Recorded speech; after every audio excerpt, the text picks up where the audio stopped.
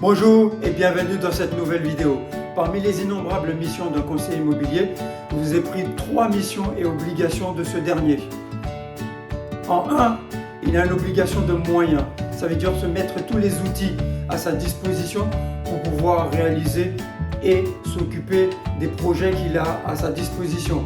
Donc ça veut dire avoir des photos, prendre des photos de qualité, réaliser des vidéos s'il fait des vidéos pour pouvoir présenter le bien immobilier aux futurs acquéreurs, aller sur tous les sites immobiliers pour mettre en avant votre maison, faire une rédaction de l'annonce qui soit de bonne qualité et trouver les acquéreurs essentiels pour pouvoir présenter votre maison, vérifier les financements de ces personnes-là pour lorsqu'il va vous présenter une offre qui soit de bonne qualité. Mission numéro 2, il a un devoir de conseil et d'assistance.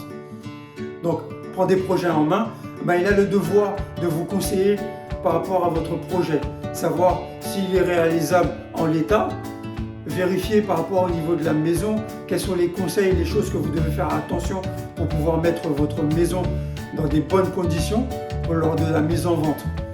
Et il doit vous assister par rapport à tous ces éléments-là. Donc, vérifier que vous avez fait toutes les déclarations si vous avez fait des travaux, vérifier que la maison soit en conformité, regardez au niveau du titre de propriété si vous êtes vraiment des personnes à qui il s'adresse, qui sont propriétaires de la maison. Donc il doit pouvoir vous conseiller tout au long de votre projet immobilier.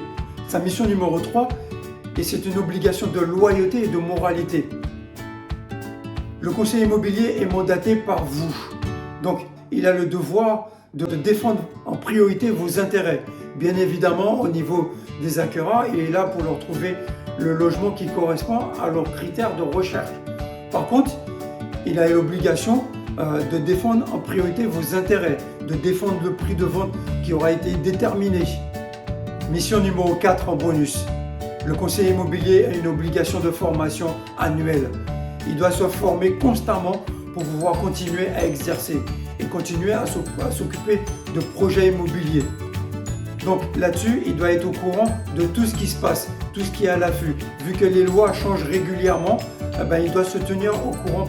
Et cette obligation de formation annuelle lui permet de pouvoir continuer à exercer constamment.